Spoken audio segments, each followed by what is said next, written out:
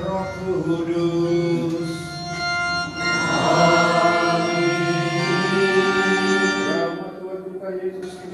Cinta kasih Allah dan persekutuan Roh Kudus bersamamu dan bersamamu.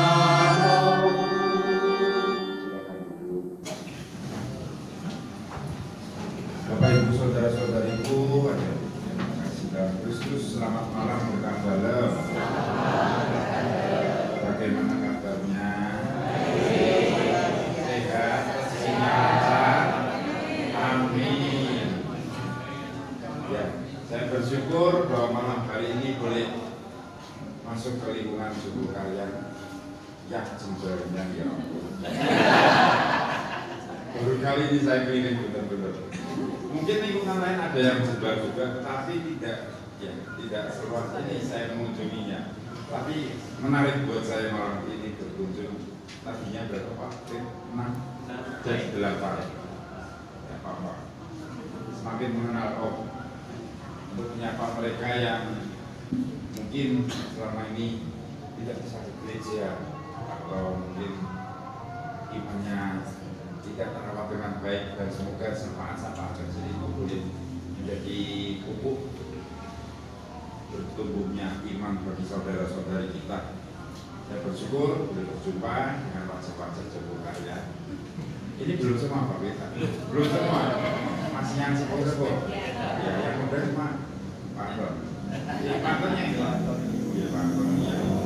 Ya, terima kasih untuk kesempatan malam ini boleh memberikan ruang bagi kami. Satu, kalau biasanya cukup kalian di Bursa, saya memang minta untuk di rumah umat. Ya, yang ada di luar ya silakan diberikan.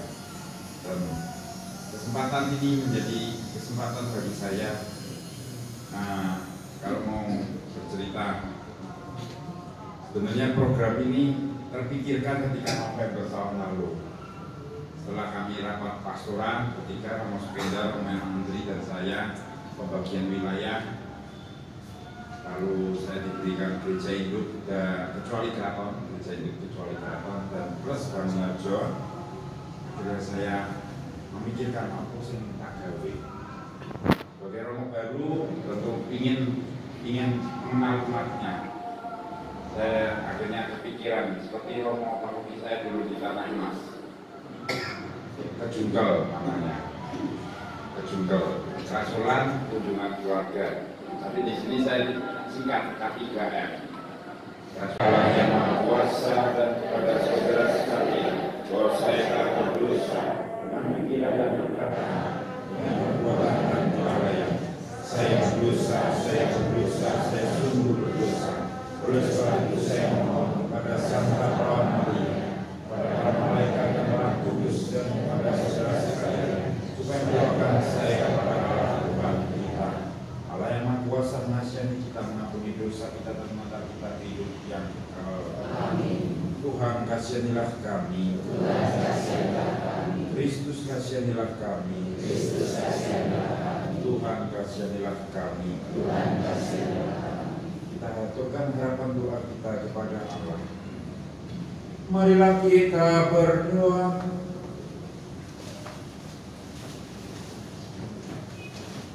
Allah Bapa sumber kemurnian, serta Agatha Perawan dan martirmu senantiasa menyenangkan Engkau karena berani mempertahankan kemurnian dan rela mati demi iman. Anugerahkanlah belas kasih-Mu kepada kami, berkat doa-doanya agar kami hidup dalam kekudusan. Dan semoga kami yang bersyukur pada malam hari ini, keluarga besar lingkungan Joko Karyan, terus senantiasa mengaturkan harapan kepada-Mu dan memperoleh penyertaan-Mu sendiri, anugerah-Mu dan berkat-Mu yang senantiasa menuntun kehidupan kami dalam kebersamaan di lingkungan dan masyarakat. Berilah kami kekuatan untuk senantiasa berani membela iman di dalam tengah kehidupan yang penuh dengan dinamika dan pergulatan. Semua ini kami mohon dengan pengadilan Kristus Yesus Putra-Mu yang hidup dan berkuasa bersama Engkau dalam persatuan Roh Kudus, Allah kini dan sepanjang segala masa. Amin. Kita dengarkan sabda Tuhan.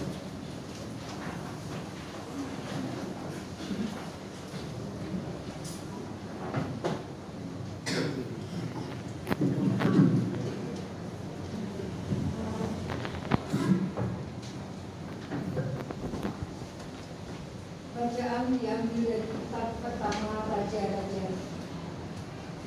Setelah rumah Allah selesai dibangun, Raja Salomo memerintahkan para tua-tua Israel dan semua kepala suku, yakni para pemimpin keluarga Israel, berkumpul di hadapannya di Yerusalem untuk mengangkut tabut perjanjian Tuhan dari kota Daud, yaitu Sion.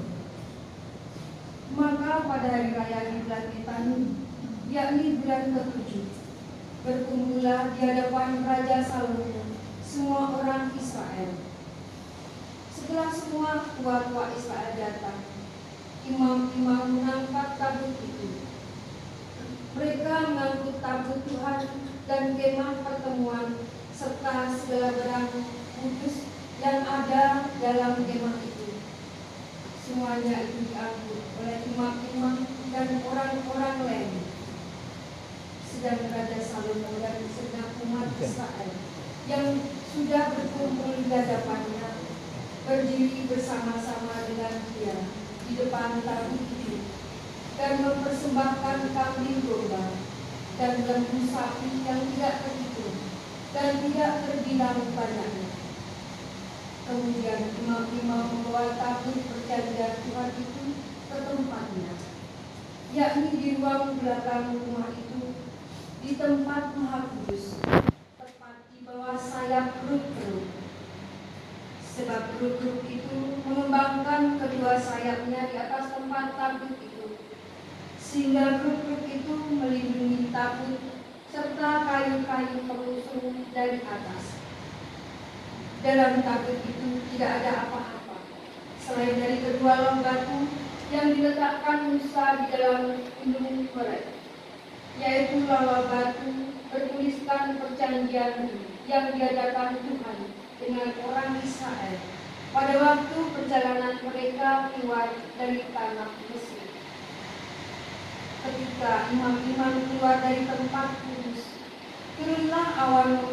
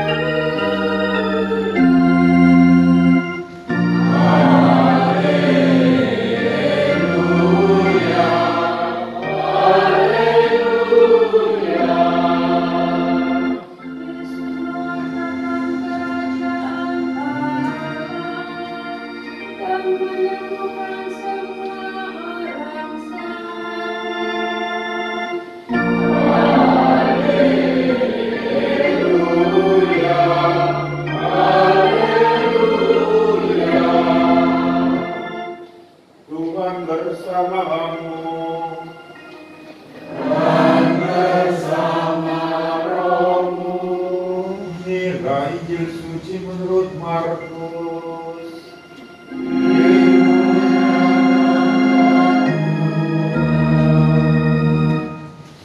Pada suatu hari Yesus dan murid-muridnya mendarat di Genesaret dan berlabuh di situ.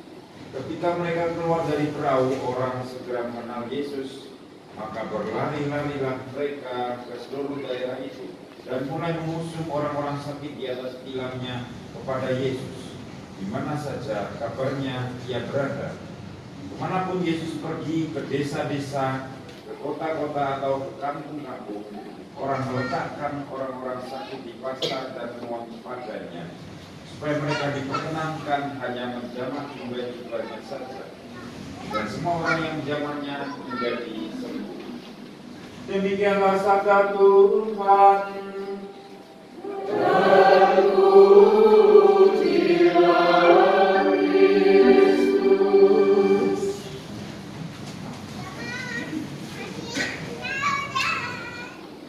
Bapak Ibu saudara-saudaraku yang terkasih, Injil yang cukup singkat dari 4 ayat, tapi pendek tulisannya.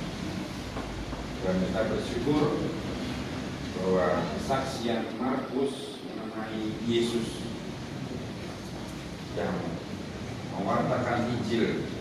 Kalau kemarin minggu berada di Kapernaum di rumah Simon Petrus, akhirnya Yesus bergerak keluar ke Genesaret, berlabuh di situ, dan mujizat pun dilakukan oleh Yesus. Karena orang-orang itu antusias mendekat padanya. Kalau kemarin, apakah ada yang ikut bisa waktu saya untuk memimpin kemarin minggu? Sore. Masih ingat kotanya? Joko Karya. Oh iya, Joko Karya. Saya bicara soal keterpesonaan. Nah, bahwa banyak orang akhirnya terpesona pada Yesus. Orang kalau terpesona itu selalu mencari-cari tahu. Jadi dilakoknya apa? Kebiasaannya apa? Kan seperti itu. Kepo. Apalagi orang yang kita terpesona terus membuat kita jatuh cinta. Nah, kemarin saya bicara soal itu. Dan bagaimana kita pula terpesona pada Yesus. Dan hari ini diceritakan Yesus masuk di Genesaret dan banyak orang yang mencari Yesus. Masih permenungan bahwa pada bagaimana kita mengupayakan diri untuk berdiri pada Tuhan. Kita mau apa dari Tuhan berbuat pada kita? Kita mau minta apa pada Tuhan? Kalau orang-orang ini karena sakit, akhirnya mereka mendekati Yesus untuk menjamah jubah-jubahnya agar sembuh. Kita